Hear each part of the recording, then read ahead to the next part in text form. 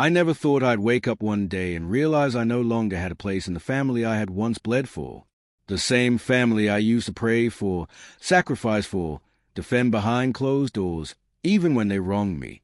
The very people whose birthdays I never missed, whose mistakes I forgave without question, and whose approval I had chased like a starving man hunts for crumbs. Those people, my people, had slowly and cruelly turned me into a stranger. Worse than a stranger. They'd turned me into a shadow. Once, they would call out my name with pride. I remember the birthdays when my mom used to hold my face in her hands like I was the center of her universe. The family dinners where my father would raise a glass and toast my latest achievement. The graduations where my sister, Amanda, would wrap her arms around me and whisper, "You make us proud." But those voices, those hands, those smiles, they all withered.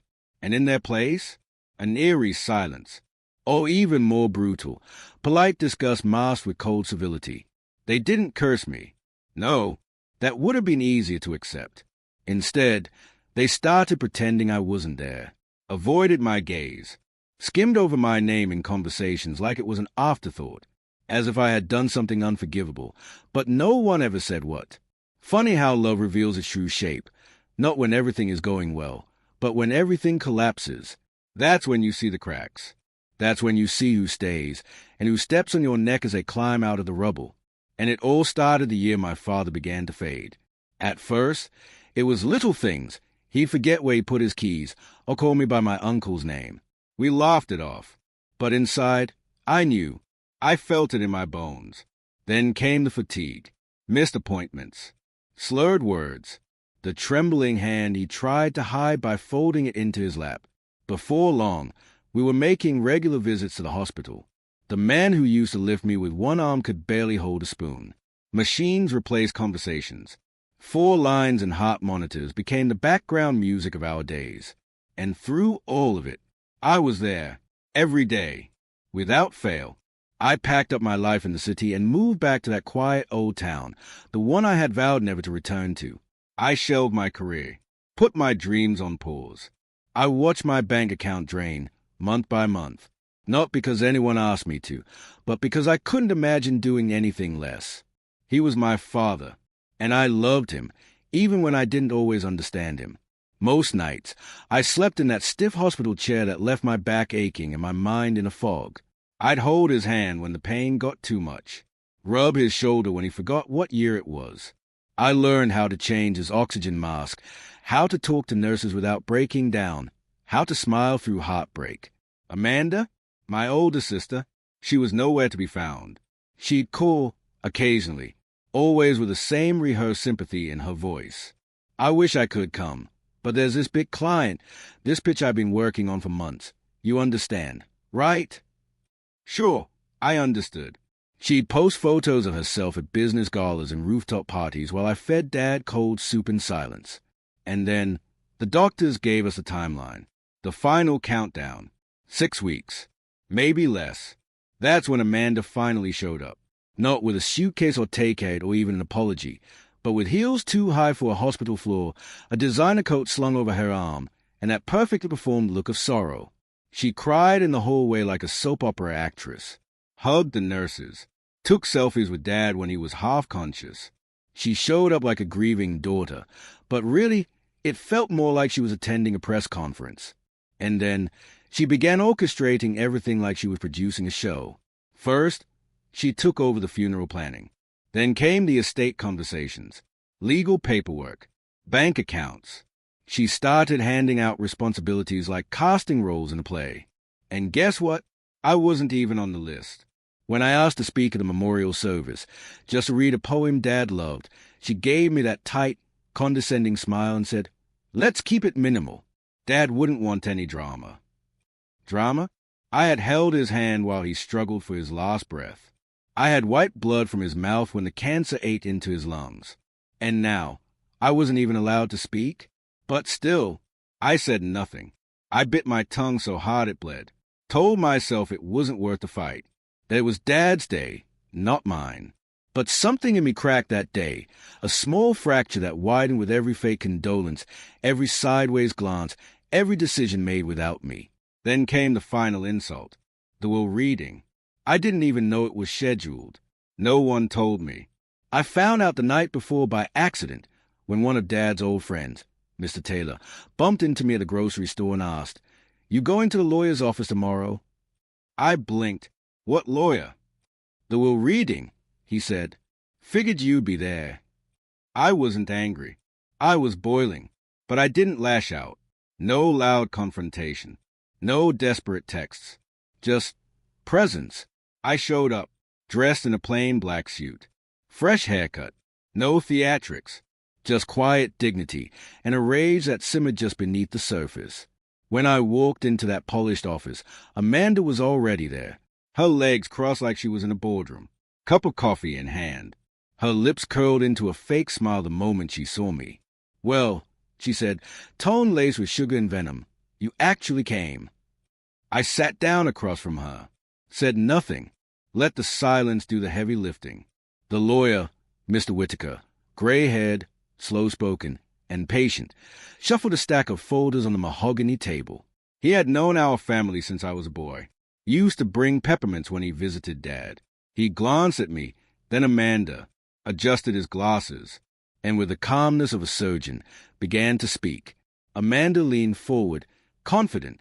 She thought she was about to be crowned, but she had no idea what was coming next. But what Mr. Whitaker said next pierced the air like thunder cracking a quiet sky. His voice, usually gentle and measured, carried an unexpected gravity. "To my son, Elijah," he began, his eyes lifting from the paper to meet mine, "who stood by me when the world turned its back, I leave the family estate." Time froze. The silence in that room wasn't just quiet. It was loud, deafening. It rang in my ears like a bomb had gone off. Amanda's perfectly polished expression cracked ever so slightly. Her jaw tightened. Her cheek twitched. Just a twitch, but I saw it. Her breath caught like a car skidding on ice. "What?" she asked, almost laughing, but the sound was dry, hollow. There must be some kind of mistake. Her voice reached for control, but there was panic simmering underneath. She hadn't seen this coming. Not in 1,000 years. In her mind, this house was already Hayes, another trophy, another asset. But Mr. Whitaker didn't flinch, didn't pause. His fingers turned a page as he continued. "To Amanda," he read, his voice calm as a still lake, "I leave a remainder of my financial assets on the clear and binding condition that she does not contest a property transfer to Elijah." The words fell like hammers in a forge, measured, final, and impossible to bend. The tension in the room thickened, turning the air heavy and bitter. It was no longer a legal proceeding. It was a reckoning. I didn't say anything. I didn't need to. My silence was more powerful than any smug retort. It wrapped around me like armor. Amanda, however, unraveled. "This isn't Faye," she burst out, her voice rising, jagged and trembling. "I'm the one who handled everything. I planned a memorial, coordinated with a funeral home, dealt with relatives. I had to pick out his casket. Alone." She looked at me with a mixture of accusation and desperation, as if trying to drag me into her version of events. As if a sudden, last-minute performance of daughterly devotion could cancel out the years of distance. I finally met her gaze. My voice was calm, even, but every syllable carried weight. "You picked out a casket," I said. "I watched him fade, day by day, breath by breath." That's when she lost whatever composure she had left. Her hand hit the coffee cup. It tipped, splashed across the lawyer's desk, dripping onto the legal files. She didn't even notice. "You think playing nurse for a few months gives you the right to everything," she snapped, eyes wild with disbelief. But before I could respond, Mr. Whitaker gently cleared his throat. His fingers rested on a smaller envelope that had been sitting quietly beside the larger documents, one I hadn't noticed until now. It was worn, handwritten, and sealed. "There's more," he said. "Your father left a personal letter. For you, Elijah." He passed the envelope to me with care, as if it carried something sacred. My hands trembled as I broke the seal. My name was on it, written in my father's distinctive script, slanted, deliberate. The paper felt heavier than it should have, like it knew it was carrying his last words. I unfolded the letter and began to read, my voice shaking as emotion gripped my chest. My son, if you're reading this, then my time has come. I won't pretend I was a perfect father. I made mistakes, more than I care to count. But even through those mistakes, I watched you. I saw the nights you never left my side. The times you held my hand and smiled even when you were breaking inside. The nights you stayed awake just so I wouldn't die alone. You gave me dignity when my body failed me. You gave me peace when I had nothing left to give. This house, our home, is not just wood and bricks.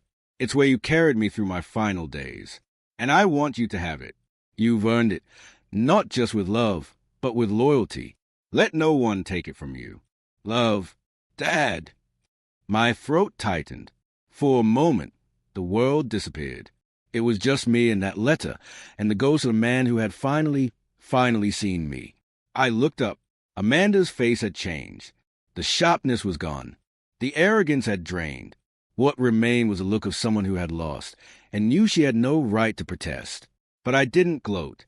I didn't smirk or throw her mistakes in her face. I simply stood, folded the letter with care, and turned toward the door. Mr. Whitaker's voice followed me as I reached for the handle. Your father updated the will 6 weeks before he passed, he said.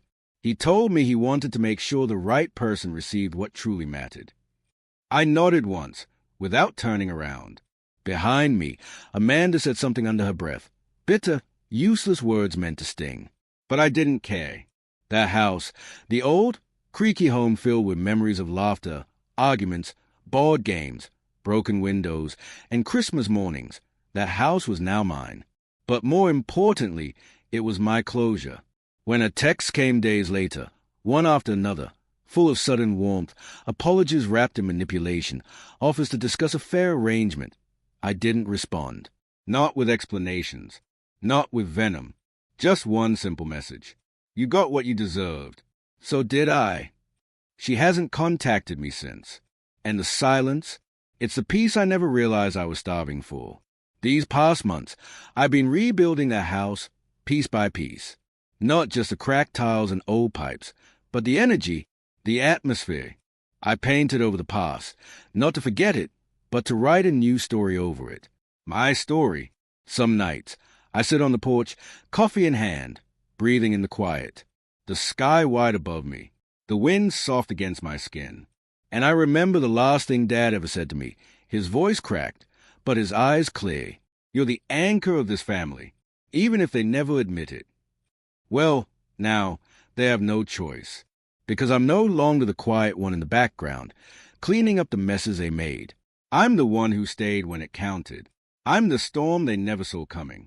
But I didn't come to destroy. I came to rise. And I'm done asking for a seat at their table. I built my own.